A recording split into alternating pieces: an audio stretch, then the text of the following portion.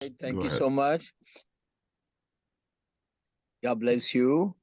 Amen. Um, आप सबको मसीह की मोहब्बत में बहुत बहुत सलाम कबूल हो। और जितने भी इस दोस्त बहन भाई दोस्त इस कॉल पे मौजूद हैं, तो आपको कसरत से बरकत बख्शे। और होपफुली मनोहर भाई, आज तो आवाज और फोटो दोनों ठीक होंगे जी, लगता है आपके मुझे। साथ साथ मैंने भी अपनी ऑन कर दी। Thank you very much. Well done. Thank you so दोनों थैंक यू साथ सो ही। मच। God bless. और प्यारे भाई के लिए जिन्होंने दुआ की, थैंक यू सो मच। बहुत खूबसूरत आपने अल्फाज इस्तेमाल किए। और मैं सोचता होता हूँ कि खुदावंद के लिए बेहतरीन अल्फाज इस्तेमाल करने चाहिए। अब मैं हरगिज नहीं कह रहा कि खुदा टूटे फूटे अल्फाज नहीं सुनता, नहीं वो सुनता है, हर बात सुनता है। पर मैं आपको अपने जज्बात बता रहा हूँ, ठीक है ना। असद भाई, समटाइम दिल करता है कि वो अजीम शान खुदा है और उसके लिए उसी तरह के खूबसूरत अल्फाज इस्तेमाल किए जाए, है ना। I love to do that, मुझे अच्छा लगता है। उसके लिए अगर मैं गाऊं तो मैं खूब मुर्कियां लगा के गाऊं। और अगर मैं उसके लिए कुछ करूं तो मतलब जबरदस्त करूं, जो मेरे पास बेस्ट हो, बेहतरीन हो, वो मैं उसके सामने पेश करूं। तो मुझे खुदावंद के लिए अच्छे अल्फाज इस्तेमाल करना बहुत अच्छा लगता है। मैनूर भाई, आपने गीत गाया जवानी के दिनों में जो खुदा को याद करते हैं, तो उससे मुझे याद है कि कलाम मुकद्दस में बहुत सारे नौजवानों का बड़ा पर्टिकुलर जिक्र है। कुछ ऐसे करेक्टर्स हैं कलाम मुकद्दस में नौजवानों के ताल्लुक से। और वो करेक्टर्स जो है, जब वो नौजवानी के आलम में थे तो उन्होंने कमाल कर दिखाई। जैसे दाऊद जो है, वो जवानी के आलम में आप जानते हैं, उसने जब भेड़ बकरियां चराया करता था और फिर खुदा ने उसको अपने जलाल के लिए किस तरह जवानी के आलम में इस्तेमाल किया। इसी तरह नहमिया का जिक्र है, अजरा का जिक्र है, और खवातीन में से आस्तर का जिक्र है, रूथ का जिक्र है। और अगर और पीछे चले जाएं तो आपको और भी बहुत सारे करेक्टर्स नजर आते हैं। आपको यूसुफ का किरदार नजर आता है, एंड आलम शबाब में किस तरह उसने खुदावंद को हाथ से जाने नहीं दिया। बड़ी मुतासिर कुन स्टोरी है यूसुफ की। और मैं जरूर रेफर करूंगा कि उसको पैदाइश के बाब 37वें बाब से पढ़ना शुरू करें, तो दिल करता है पढ़ते ही जाएं, एक ही सिटिंग में पढ़ते जाएं। और कमाल के लेसन हैं। और मतलब ऐसा खूबसूरत किरदार हमारे सामने आता है कि बंदा आशश कर उठता है। इसी तरह आगे चलते जाएं तो आपको मुख्तलिफ किरदार आप मिलते जाएंगे। पहला सैमुअल, दूसरा सैमुअल, और फिर पहला सलातीन, दूसरा सलातीन, पहला तवारीख, दूसरा तवारीख। उसमें बहुत से किरदार आपको नजर आएंगे। फिर इसी तरह जब आप आगे निकल जाते हैं, अंबिया अकबर में जब आप आते हैं तो आपको हिजकिय्याह नजर आता है। और फिर उसके आगे दानियल की किताब होकर यशायाह यिर्मयाह के बाद ये हिजकिय्याह और दानियल की किताब नजर आती है। जब आप गीत गा रहे थे तो मेरे जहन में एकदम से दानियल और उसके दोस्तों का ख्याल आया। आपने बहुत मर्तबा दानियल के बारे पढ़ा होगा। आप में से बहुत से दोस्तों ने दानियल के बारे बाइबल स्टडीज दी होंगी। आप में से बहुत से दोस्तों ने दानियल के बारे कलाम सुनाया होगा। और इसी तरह बहुत जगह से आपने सुना भी होगा, बहुत बड़े बड़े खादमों से आपने सुना होगा, आपने बरकत पाई होगी। बट समटाइम्स क्या होता है कि हम कुछ हवाला जात को, कुछ बाइबल की स्टोरीज को पढ़ने में हम इतने यूज टू हो जाते हैं कि कई छोटी छोटी बातें हम मिस कर जाते हैं। और हर दफा मैं सोचता हूँ कि जो भी खादम दानियल नबी के बारे बताता है या उसके दोस्तों के बारे बताता है, कोई ना कोई बात ऐसी मिल जाती है जो आपकी जिंदगी को तब्दील करने का बायस बन जाती है। तो मैं सोच रहा था, जब दानियल के बारे और उसके दोस्तों के बारे, अब देखिए, जैसे आप में से हर एक के सामने मैं शामिल हूं, और दुनिया के हर इंसान के सामने हमेशा चैलेंजेस रहे हैं। हमेशा कोई ना कोई चैलेंजेस रहे हैं। और इन चैलेंजेस से इवन के खुदा में यीशु मसीह की जात मुबारक भी मुबर्रा नहीं रही है। यानी कि खुदावंद यीशु मसीह के सामने भी बेशुमार चैलेंजेस आते रहे। अगर आप देख लें, जो ही उन्होंने मुनादी शुरू की तो ही उनकी मुखालफत शुरू होगी। यहूदियों ने, सरदार काहिनों ने और चीफ प्रीस्ट और जितने भी थे, उन्होंने मुख्तलिफ तरह से उनको तंग करना शुरू कर दिया। वो मौका ढूंढते रहे कि खुदावंद यीशु मसीह की किसी भी बात को हम पकड़ के तो इस पे तोहमत लगाएं और इसको किसी न किसी तरह हम कत्लगाह की तरफ ले चले, इसको कत्ल कर दें। पर हर चैलेंज को खुदावंद यीशु मसीह ने अबूर किया। आप जानते हैं, जब उन्होंने खिदमत शुरू ही की थी तो किस तरह इब्लीस उनके सामने 3 चैलेंजेस लेके आया और खुदावंद यीशु मसीह ने उन चैलेंजेस को अबूर किया, सर किया। उसके बाद आगे जब आप चलते जाएं तो कुछ चैलेंजेस उन्हें अपने घर की तरफ से भी मिले। जैसे खुदावंद यीशु मसीह की जब शोहरत चारों तरफ फैल गई तो उसके घर वाले जो वो कहते थे ये तो मजजूब है, ये तो उसका अगर आप देखें तो बेसिकली उसका मतलब कि ये तो पागल है, इसको तो समझ ही नहीं आती। अपने घर वाले, सगे भाई और रिश्तेदार और फिर सरदार काहन और यहूदी फकीह फरीसी मुख्तलिफ तरह से सवालात की शक्ल में उन्हें फंसाने की कोशिश करते थे। तो वो चैलेंजेस भी उन्होंने उनको ना सिर्फ एक्सेप्ट किया बल्कि उन चैलेंजेस का ठीक ठाक जवाब दिया। अब कुछ सर्कमस्टांसेस के चैलेंजेस हमारे सामने आते हैं। मिसाल के तौर पे पाकिस्तान में रहते हुए हम सोचते हैं कि हम बाहर निकल के सरेआम मुनादी नहीं कर सकते, ऑल्दो हम बेशुमार खुदा के खादम हैं जो करते हैं, क्योंकि पाकिस्तान की कॉन्स्टिट्यूशन के मुताबिक हम नहीं कर सकते सरेआम मुनादी। तो वो एक बहुत बड़ा चैलेंज हमारे सामने है। कवानीन जो बने हुए हैं मसीहों के खिलाफ, माइनॉरिटीज के खिलाफ, वो भी चैलेंजेस हमारे सामने हैं, राइट। बिल्कुल कुछ इसी किस्म के चैलेंजेस जो हैं वो डैनियल और उसके दोस्तों के सामने है। अब देखिए, ये असीर होके गए हुए हैं, राइट। इनका अपना शहर नहीं है, अपनी जगह नहीं है, अपना मुल्क नहीं है। ये चारों असीर होके कैदी बना के इनको किसी और जगह ले जाया गया है। हालात इनके हक में नहीं है, हालात मुवाफकत में नहीं है, हालात जो है वो मुखालफत में है। लेकिन क्या हुआ? पहला बाब उसकी आयत नंबर 2 बताती है कि बादशाह ने अपने ख्वाजा सराओं को हुक्म दिया, ख्वाजा सराओं के सरदार को हुक्म दिया कि बनी इसराइल में से और बादशाह की नस्ल में से और शुरफा में से लोगों को हाजिर करे। और वो लोग किस तरह के हों?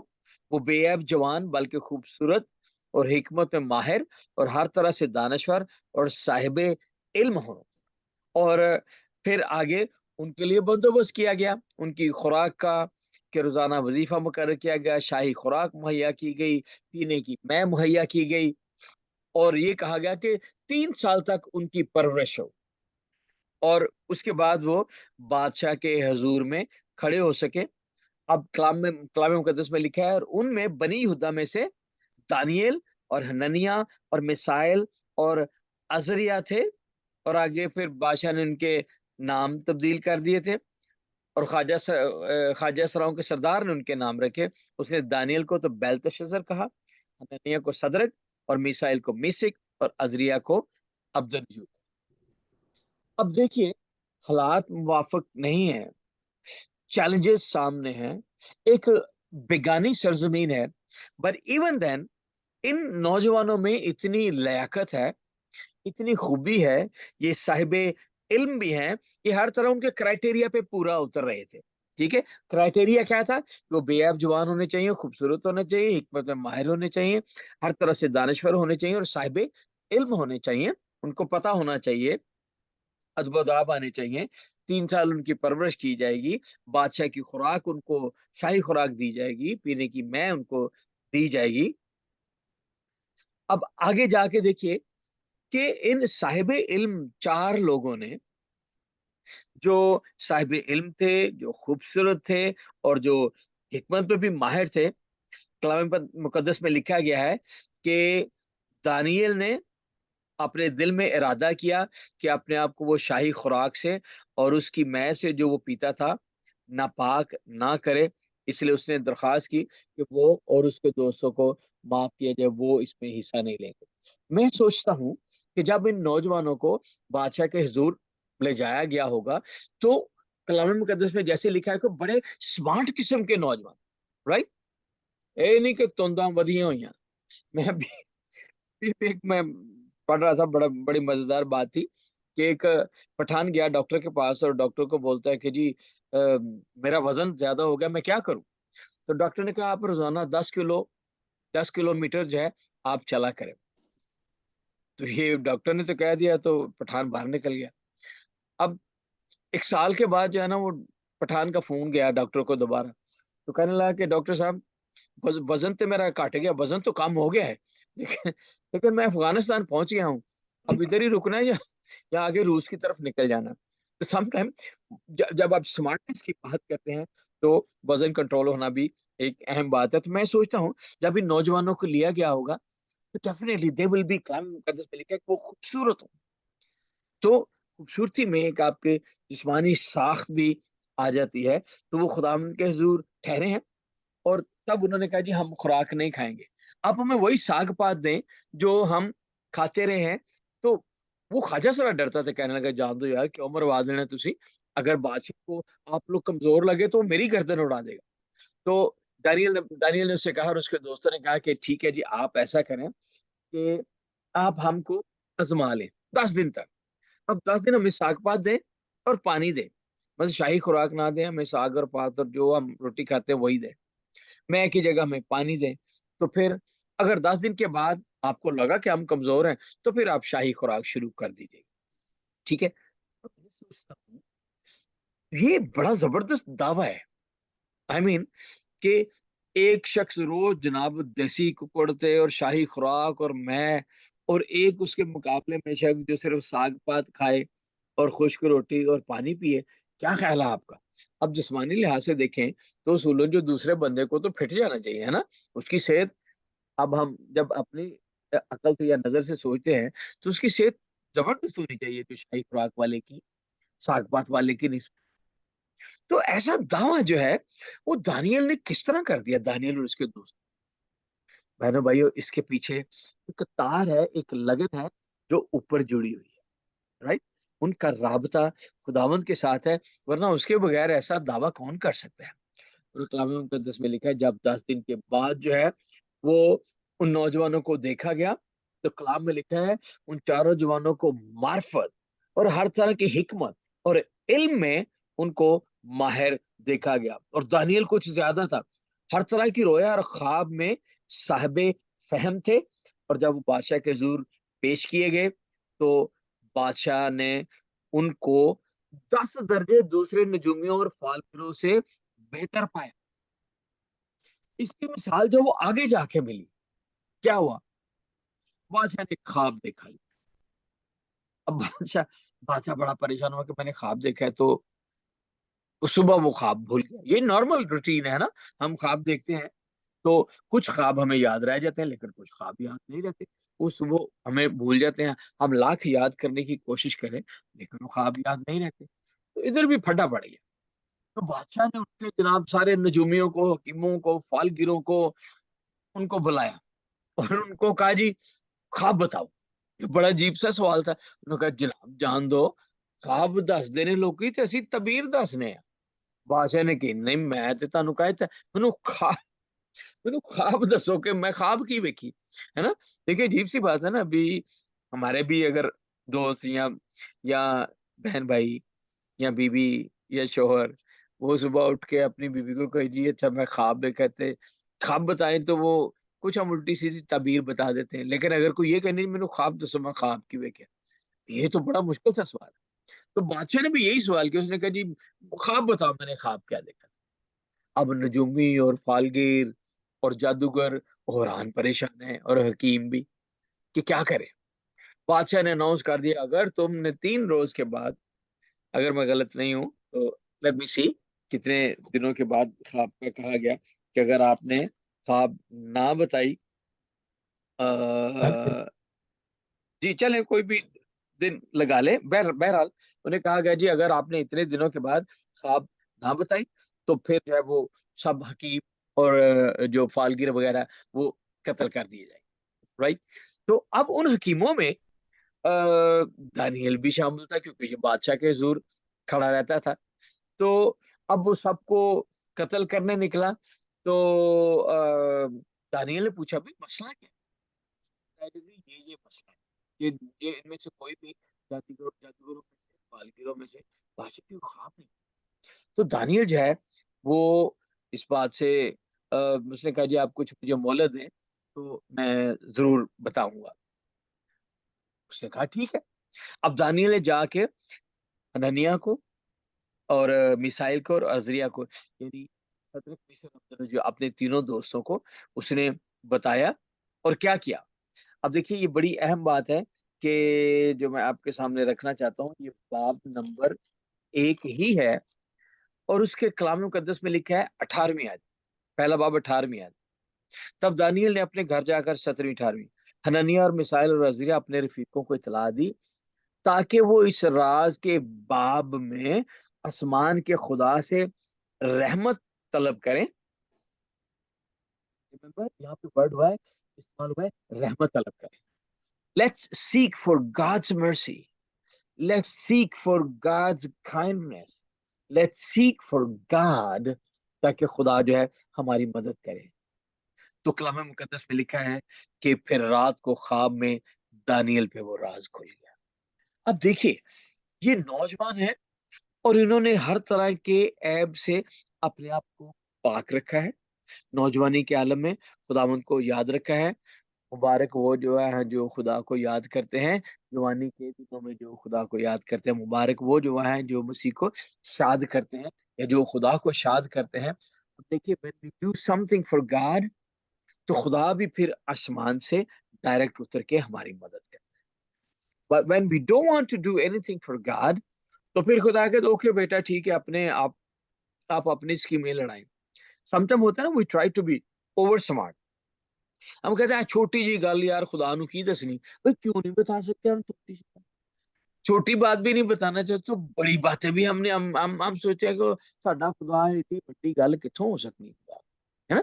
समटाइम हम इस तरह हम अंडर एस्टिमेट कर देते हैं। पर रिमेंबर बड़ा जबरदस्त लेसन है डैनियल की और उसके दोस्तों की जिंदगी से कि उन्होंने कलाम मुकद्दस में लिखा है कि जब वक्त मुश्किल था, जब एक बहुत बड़ा चैलेंज उनके सामने था तो उन्होंने क्या किया। उन्होंने खुदा के हुजूर जाके घुटने टेके, खुदा के हुजूर जाके उसकी रहमत को तलब किया और तब खुदा ने आसमान खोल दिया।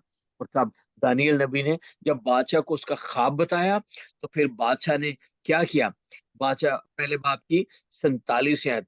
बादशाह ने दानियल से कहा फिल हकीकत तेरा खुदा मबूदों का मबूद और बादशाहों का खुदावन और भेदों को खोलने वाला है, क्योंकि तू इस राज को खोल सका। और थोड़ा सा ऊपर अगर आप वर्ष 46 पे चले जाए ना तो जब दानियल नबी ने ख्वाब बयान किया बादशाह का, लिखा है तब नबूकत नजर बादशाह ने मुंह के बल गिरकर दानियल को सीधा किया। देखिए खुदा के लोगों को बादशाह भी गिर के सजदा कर सकते हैं अगर खुदा के लोगों का राबता डायरेक्ट तार जो है वो ऊपर लगी है, डायरेक्ट नंबर। तो फिर खुदा बादशाहों को भी आपके सामने गिरा सकता है। ना सिर्फ सजदा किया, हुक्म दिया कि उसे हदिया दे, उसके सामने बखूर जलाए, अन्नी पा दी थी, कहा देवता यही है। और फिर उसको सब वजीरों मशीरों पे उसने लिखा है दानियल को सरफराज किया, बहुत बड़े बड़े तोहफे किए, बाबल के तमाम सूबा पर फरमान रवाई बख्शी, बाबल के तमाम हकीमों पर हुक्मरानी अनायत की। और फिर दानियल ने बादशाह से दरखास्त की और उसे सदरक और मिसक को बाबल के सूबा की कारदाजी पर मुकर्रर किया, लेकिन दानियल बादशाह के दरबार में रहा। दो तीन बड़ी खूबसूरत बातें हैं। पहली बात, अपने आप को खुदावंद के लिए अलग रखना। No I am not saying हम दुनिया से ही निकल जाएं, नहीं, लेकिन जहां पॉसिबल हो सके हम खुदा के लिए खड़े हो सके, अपने आप को खुदा के लिए। वी आर कॉल्ड पीपल, हम नारा लगाते होते हैं ना, we are chosen, not frozen. So if we are chosen, तो फिर इस किस्म के चैलेंजेस का हमें सामना करना है। देखिए, दो बड़े चैलेंज थे। एक तो हालात उनके मुवाफिक नहीं थे, डिफरेंट सर्कमस्टांसेस थे।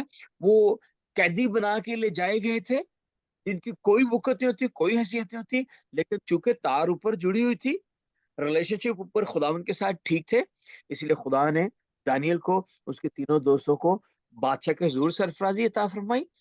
फिर एक और बड़ा चैलेंज जब सामने आया, तो फिर क्या किया? उन्होंने फिर भी खुदावंद का हाथ नहीं छोड़ा, फिर भी खुदावंद से चिपके रहे। दानियल, उसके तीनों दोस्त, वो दुआ में झुक गए और खुदा ने वो राज खोल दिया। और फिर आगे बुलंदी और तरक्की दानियल को मिलती रही। बादशाह के हुजूर वो खड़ा रहा। अगली बात जो सीखने वाली है, अच्छे वक्तों में जाके दानियल अपने दोस्तों को नहीं भूला।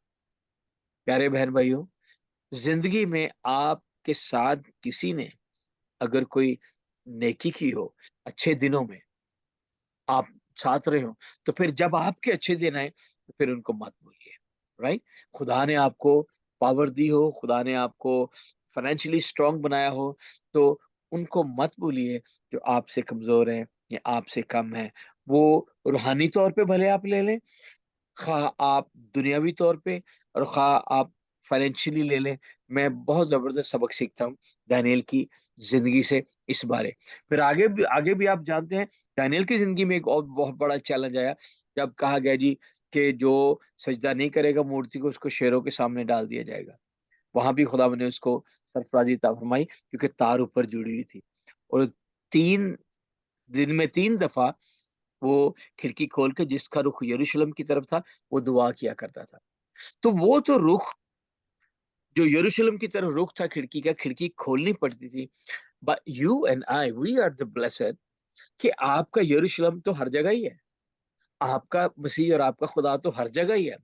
व्हेनेवर, आप साइकिल पे जाते हुए, आप सैर करते हुए, आप बस में जाते हुए, आप गाड़ी चलाते हुए, आप पैदल चलते हुए, आप किचन में खाना बनाते हुए, आप क्रिकेट खेलते हुए, whatever you are doing, आप खुदावंद को जब भी पुकारेंगे, he will be there. That is the power of Jesus Christ. यीशु मसीह के जरिए God is everywhere and every time you can call. आपको 3 वक्त की भी जरूरत नहीं है, एनी टाइम।